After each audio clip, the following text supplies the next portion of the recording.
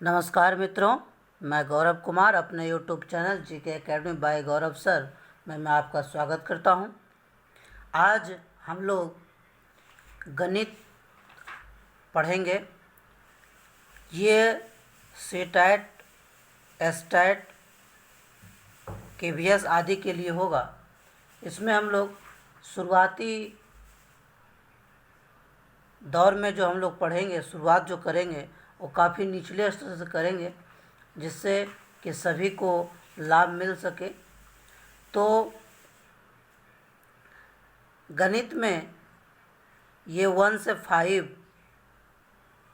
फिर 6 to 8 के लिए उपयोगी है। ये दोनों कक्षा के लिए 1 से 5 के लिए भी और 6 to 8 के लिए भी उपयोगी है। आज हम उसी को देखेंगे। आज का जो बेसिक क्लास होगा वो काफ़ी निचले स्तर से होगा, जिससे सभी को लाभ मिल सके, चाहे इससे पहले वो गणित कभी पढ़े हों या ना पढ़े हों। तो वीडियो पूरा देखें मित्रों, और यदि चैनल पे नए हैं तो मेरे चैनल को सब्सक्राइब अवश्य कर लें, बेल आइकन घंटी को दबा लें, जिससे वीडियो का नोटिफिकेशन सबसे पहले आप तक पहुंच सके, और अपने दोस्तों को भी देख से देख शेयर करें कि वो भी इसका लाभ उठा पाए। तो आज हम लोग बेसिक क्लास में सबसे पहले जो संख्या से सवाल पूछता है, आज हम लोग संख्या से शुरुआत करेंगे। संख्या, इससे पहले 9th-10th का जो मैं पढ़ाना शुरू किया था उसमें भी संख्या का परिचय दिया था, और वो वीडियो मैंने सीटेट के लिए भी डाला था। तो यदि नहीं देखे तो वहाँ से भी आप देख सकते हैं। तो हम लोग परिभाषा की बात नहीं करेंगे, इसमें मोटी मोटी बात करते हुए चलेंगे जो इम्पोर्टेंट है। तो मित्रों, संख्या जो है वो मुख्यतः ऐसे देखा जाए तो हम दो भाग में बांट देते हैं, एक वास्तविक संख्या, एक अवास्तविक संख्या। फिर वास्तविक संख्या को दो भाग में बांटते हैं, परमेय संख्या और अपरमेय संख्या। फिर परमेय संख्या को बांटते हैं पूर्णांक के रूप में, भिन्न के रूप में।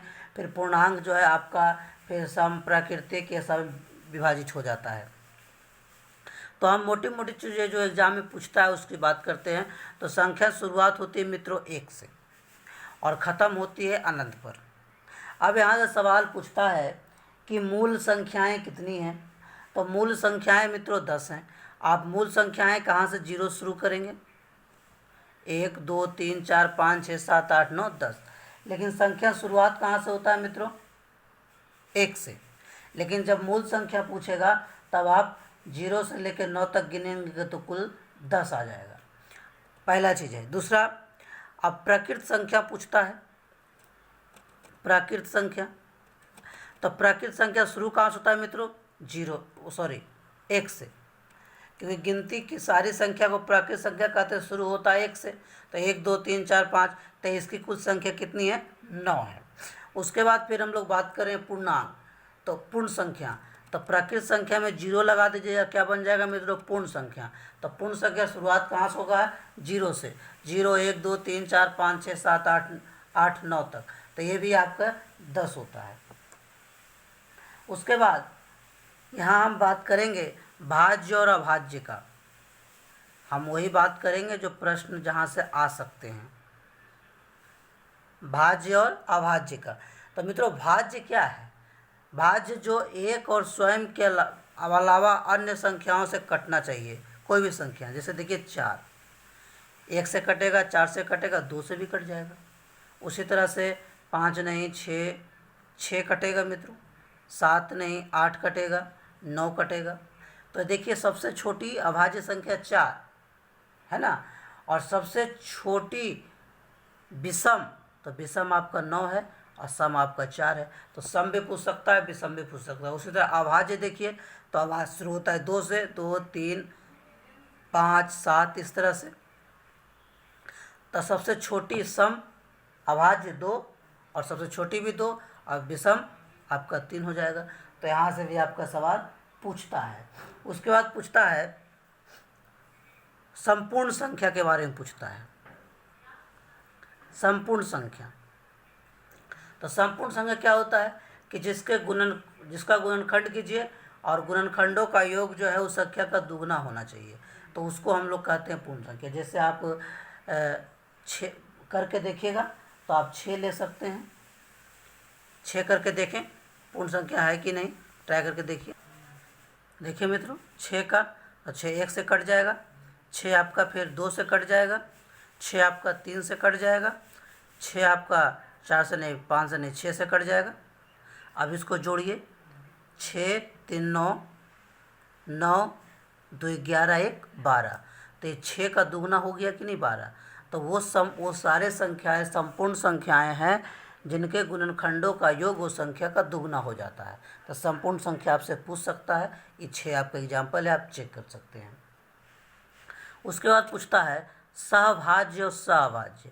जैसे मैं लिखा 4 और 6, तो देखिए इन दोनों का गुणनखंड करने के बाद दोनों में कितनी संख्याएं मिल सकती हैं, क्या कॉमन हो सकता है। तो 4 का 2 गुने 2 और 6 का 2 गुने 3, 2 गुने 3। तो आप यहाँ देखिए, यहाँ पर इसका गुणनखंड 1 भी हो सकता है, 1 भी हो सकता है। तो सहभाज्य का मतलब दोनों का HCF 1 होना चाहिए। जब 1 होगा तो वो सहभाज्य हो जाएगा, 1 से अधिक होगा तो सहभाज्य हो जाएगा। अभाज्य का मतलब 1 होना चाहिए और दूसरा कुछ नहीं मिलना चाहिए, और सहभाज्य का मतलब कि 1 से अधिक होना चाहिए। तो 1 से अधिक हो जाएगा तो भाज्य हो जाएगा, कम हो जाएगा तो अभाज्य हो जाएगा। सहभाज्य और सहभाज्य। तो यहाँ से इस तरह का आपको सवाल पूछता है मित्रों। अब परमेय अपरमेय से पूछता है। तो परमेय का मतलब जो P/Q के रूप में हो परमेय, और जो P/Q के रूप में ना हो वो अपरमेय। तो इसके बारे में आप अधिक डिटेल जानना चाहते हैं तो आप मेरे चैनल पर ही कक्षा 10th में जब मैं संख्याओं का परिचय दिया हूँ उसमें परमेय अपरमेय करवाएं, वहाँ पे आप कर सकते हैं। फिर इसी में आपसे पूछता है कौन शांत और अशांत। तो परमेय अपरमेय शांत अशांत आप वहाँ से देख सकते हैं। थोड़ा बहुत मैं जानकारी यहाँ देता हूँ। जैसे √2, तो √2 का वर्गमूल नहीं निकलेगा तो आप परमेय, √4 का वर्गमूल निकल जाएगा परमेय। उसी तरह से √4 बटा √2 दे सकता है आपसे। तो यहाँ से देखिए 2 दूनी 4 कट जाएगा, तो कटने के बाद वर्गमूल नहीं निकलेगा तो आप परमेय हो जाएगा। तो इस तरह से आप देख सकते हैं। ठीक है मित्रों, आप ट्राई कर सकते हैं, परमेय अपरमेय छाट सकते हैं। जैसे और देख लें 64 बटा 81, तो 8 8 64, 8 9 9 81, तो ये परमेय हो जाएगा। परमेय अपरमेय आप देख सकते हैं, शांत अशांत आप वहाँ से देख सकते हैं। अब है इस संख्या में, इसी में संख्या पद्धति में छोटे अक्षरों में सबसे पहले और आपसे पूछता है कि आरोही क्रम क्या है, अवरोही क्रम क्या है ना। ये सारे चीज़ें आपसे पूछता है। स्थानीय मान क्या है, वास्तविक मान क्या है, तो थोड़े बहुत उसके बारे में जानकारी ले लें। तो सबसे पहले बात करें पूर्ववर्ती। तो पूर्ववर्ती का मतलब होता है पहले। 60 का पहले क्या आएगा मित्रों 59, तो इसी को हम लोग पूर्ववर्ती कहते हैं। तो यहाँ पूर्ववर्ती आपसे पूछ सकता है। फिर बात करें परवर्ती। परवर्ती का मतलब होता है बाद वाला। जैसे 60 की बात करें तो 61, तो यह हो गया परवर्ती। तो पूर्ववर्ती, परवर्ती। उसके बाद मध्यवर्ती, तो आप जानते ही होंगे बीच वाला। मध्यवर्ती मतलब बीच वाला। 60 और 62 के बीच में क्या आएगा 61 आएगा, तो मध्यवर्ती हो गया। तो यहाँ से आपसे पूछ सकता है पहले की संख्या, बाद की संख्या, पूर्ववर्ती, परवर्ती, मध्यवर्ती। अब बात करें स्थानीय मान और वास्तविक मान का। स्थानीय मान की बात करें और वास्तविक मान का। स्थानीय मान बच्चों की तरह नहीं आता है, थोड़ा सा स्टैंडर्ड हाई होता है। जैसे 6 8 4 2 5, इस तरह से आपको संख्या कुछ दे देगा, कुछ भी दे दिया और कॉमा नहीं रहेगा, इस तरह से कोई संख्या दे देता है। और आप पहला स्थानीय मान निकालते कैसे देख लीजिए। कितने स्थान पे, पहला स्थान पे, तो ये कितने स्थान पे, दूसरा स्थान पे, तो 1 0 लगाइए। तीसरा स्थान पे है तो 2 0, मतलब उससे पहले कितने अंक है वो गिन लेना है। 2 से पहले कितने अंक है 1 2 3, तो 3 लिख दो। 4 से पहले कितने अंक है 1 2 3 4, 1 2 3 4। उस तरह से 8 से पहले कितने अंक हैं 1 2 3 4 5, 1 2 3 4 5। 6 से पहले कितने अंक हैं 1 2 3 4 5 6, देख लीजिए 1 2 3 4 5 6। तो इस तरह से आप स्थानीय मान निकालते हैं। कई जगह आपको इस तरह से मिलेगा 8 की पावर 1, यहाँ रहेगा 8 गुने 2 गुने 10 की पावर 1, इस तरह से 5 गुने 10 की पावर 2, यहाँ रहेगा आपको 2 गुने 10 की पावर 3, इस तरह से आपको रह सकता है। यहाँ रहेगा 4 गुने 10 की पावर 1 2 3 4, इस तरह से आपसे रह सकता है। 8 गुने 10 की पावर 1 2 3 4 5, इस तरह से भी आपका दिया हुआ रह सकता है। लेकिन ये तो स्थानीय मान निकालने का तरीका हो गया मित्रों। लेकिन आपसे सवाल कैसे रहेगा स्थानीय मान से, वो देखिए। जैसे पूछेगा, एक मैं क्वेश्चन लेता हूँ, ये अब इसमें कहेगा 4 का स्थानीय मान का अंतर, या 4 का स्थानीय मान का योग, या 4 का स्थानीय मान का गुणनफल। देखिए 4 दो जगह है, 4 का पूछा है, तो 4 दो जगह है, तो ये 4 का हो गया 40, और ये 4 का कितना हो जाएगा 1 2 3, 3 अंक, तो 1 2 3 0। ठीक है मित्रों, 3 0। अब अंतर कहेगा तो घटा दीजिए, योग कहेगा जोड़ दीजिए, गुणनफल कहेगा गुना कर दीजिए, भागफल कहेगा तो भाग कर दीजिए। तो यहाँ से आपको इस तरह से आपको सवाल रहता है। अब इसी से कहेगा कि 6 के स्थानीय मान का अंतर, या 6 के वास्तविक मान का अंतर। तो ये तो स्थानीय मान था, वास्तविक मान भी सीख लीजिए, उसके बाद उस पर मिक्स क्वेश्चन करते हैं। वास्तविक मान का मतलब वास्तव में है क्या। ये 4 वास्तव में 4 ही है, 8 8 ही है, 6 6 ही है, तो इसमें बदलाव नहीं होता है। तो सवाल इसीलिए जैसे पूछ देता है, ये 4 का स्थानीय मान और वास्तविक मान का अंतर। तो 4 का स्थानीय मान तो 4 से हो जाएगा, और वास्तविक मान 4 ही रह जाएगा, इसका वास्तविक मान। अब इसका अंतर कहेगा तो घटा दीजिए, योगफल कहेगा जोड़ दीजिए, गुणनफल पर कहेगा गुना कर दीजिए, भागफल कहेगा भाग कर दीजिए। तो इस तरह से आप स्थानीय मान के सवाल आप और वास्तविक मान का सवाल आप कर सकते हैं। ठीक है मित्रों। अब आरोही अवरोही तो आपको आता ही होगा मित्रों, थोड़ी सी देख लीजिए जानकारी। आरोही मतलब बढ़ते क्रम, जैसे 6 8 5 4 2, तो आरोही मतलब बढ़ते क्रम। तो बढ़ते क्रम का मतलब छोटा से बड़ा जाएगा, तो सबसे छोटा कौन है देख लीजिए 2, उसके बाद 4, उसके बाद 5, उसके बाद 6, उसके बाद 8। ये आरोही क्रम हो गया। इसको उलट दीजिए तो अवरोही क्रम हो जाएगा, है ना, असेंडिंग ऑर्डर डिसेंडिंग ऑर्डर। पहले आरोही क्रम बढ़ते क्रम, अवरोही क्रम घटते क्रम। तो इस तरह से एग्जाम में आपको पूछता है। तो आपको दशमलव वाले भी सवाल आएंगे, तो हम दशमलव वाला बाद में पढ़ेंगे, पहले ये सब थोड़ी बहुत जानकारी हम ले लेते हैं। इसके बाद आरोही अवरोही के बाद आपको आता है एक्सटेंडेड फॉर्म, है ना, शॉर्ट फॉर्म। तो देखते हैं स्टैंडर्ड फॉर्म, शॉर्ट फॉर्म, विस्तृत रूप और संक्षिप्त रूप। ये आपका इसको विस्तृत रूप में लिखने के लिए आएगा। तो जैसे आप स्थानीय मान निकाले हैं उसी तरह से इसको निकालना है। अंतर देख लीजिए क्या होता है विस्तृत रूप। अब ये देखिए 6 है, 6 है, तो 6 गुने 1 बराबर 6 होगा। उधर 4 हो जाएगा, तब विस्तृत रूप लिखना है, तो 4 गुने 10 की पावर 1 हो जाएगा, बराबर क्या हो जाएगा आपका 40 हो जाएगा। 8 गुने 10 की पावर 2 हो जाएगा, क्या हो जाएगा आपका, बोलिए, इतना हो जाएगा। 6 गुने 10 की पावर 3 कितना हो जाएगा, यही हो जाएगा। तो इसको लिखना कैसे है विस्तृत रूप में, देखिए ऐसे लिखाएगा ये 600 और 1 2 3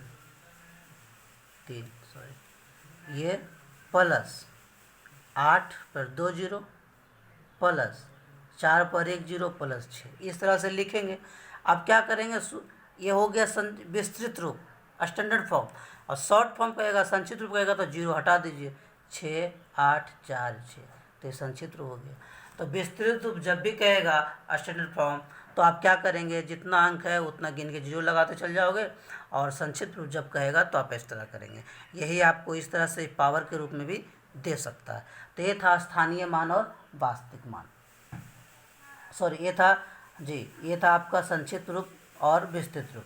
अब थोड़ा सा बात कर लें, यहाँ पर हम लोग बात करें संख्या का। तो ये है संख्या और ये है सबसे छोटी संख्या और बड़ी संख्या। यहाँ से भी सवाल आता है, 4 अंकों की छोटी संख्या 3 अंकों की बड़ी संख्या का योग क्या होगा या अंतर क्या होगा। तो छोटी संख्या और बड़ी संख्या जरा समझने का प्रयास करें। जैसे 1 2 3 ये संख्या है, 4 5 6, आपसे कोई भी संख्या पूछ दे तो देखिए ध्यान से, छोटी संख्या तो 1 अंक छोटी संख्या तो एक ही होगा, ऐसे छोटा तो कोई होगा नहीं। अब बड़ी संख्या तो आप गिनती जरूर लिखे होंगे, 1 2 3 4 5 6 7 8 9 10। तो 1 अंकों की ये छोटी और बड़ी कितना हो गया 9, तो बड़ी 9। अब 10 से 11 कहाँ तक लिखोगे 99 तक, फिर कितना आएगा 1000 वो 100 सॉरी 100 आएगा। तो 2 अंकों की छोटी संख्या कितना हुआ 10। अब बड़ा कितना हो गया आपका 99, फिर 100। 3 अंकों छोटी संख्या कितना हो गया 100, फिर ये लिखोगे कि कहाँ तक लिखोगे 101 102 103 लिखोगे। तो कहने का मतलब ये है कि आप सीधा देखें तो जे अंकों की छोटी संख्या बोलेगा पहले 1 लिख दो और उससे 1 कम 0। 5 अंकों की बोलेगा तो 1 लिख दो, 1 कम 0 यानी 4 0 हो गए। 6 अंकों की बोलेगा 1 लिख दो और उससे कम 1 0 तो 5 0, कहानी खत्म। अब बड़ी संख्या बोलेगा तो कुछ नहीं करना है, जितने अंक की बड़ी संख्या बोले उतना 9 लिखते चले आओ बस। 3 अंक की बोले 3 9, 4 अंक की बोले 4 9, 5 अंक की बोले 5 9, 6 अंक की बोले 6 9, 7 अंक की बोले 7 9, जितना भी कहे उतना आप 9 लिख दो। अब क्या करना है मित्रों आपको, अब यहाँ सवाल आता है कि 4 अंकों की बड़ी संख्या। तो 4 अंकों की बड़ी संख्या क्या होगा 4 × 9। 2 अंकों की छोटी संख्या, 2 अंक छोटी संख्या कितना होता है 1 पर इतना, यही होता है ना। का योग कह देगा तो जोड़ दीजिएगा, अंतर कहेगा घटा दीजिएगा, गुणनफल कहेगा गुना कर दीजिएगा, भागफल कहेगा भाग कर दीजिएगा। जे आपसे पूछेगा वो आपको कर देना है। तो इस तरह से आपका सवाल एग्जाम में पूछा जाता है। अब आज के वीडियो में हम यहीं तक रखेंगे, आगे हम लोग जानेंगे कि संख्या को लिखते कैसे हैं, है ना। मतलब कि अरबी में कैसे लिखते हैं, भारतीय में कैसे लिखा जाता है, ये एग्ज़ाम में पूछता है। इस पे भी हम लोग पढ़ेंगे। काफ़ी इस से एग्ज़ाम में क्वेश्चन पूछा जाता है। उसके बाद फिर हम लोग पढ़ेंगे कि दशमलव वाला कैसे होगा। फिर हम लोग पढ़ेंगे आपका कि मिलीमीटर सेंटीमीटर, ये सब से भी सवाल रहता है बदल कर करने के लिए, वो सारी चीज़ें पढ़ेंगे। तो इस जो मैं सवाल आज जितना भी मैं आज चर्चा किया हूँ, इस पे जहाँ भी आपका जो सवाल बनता है बनाने का प्रयास कीजिए, और नहीं बनता है तो मुझे कमेंट बॉक्स में कमेंट कीजिए, मैं उसका उत्तर आपको दूँगा। तो अब वीडियो अच्छा लगा है मित्रों तो लाइक ज़रूर कर लें, अपने दोस्तों को शेयर कर दें और बेल आइकन की घंटी को दबा लें, जिससे आप सबसे पहले आपको मेरा नोटिफिकेशन मिल सके। और यदि चैनल पर नए हैं तो सब्सक्राइब अवश्य कर लें। बहुत बहुत धन्यवाद।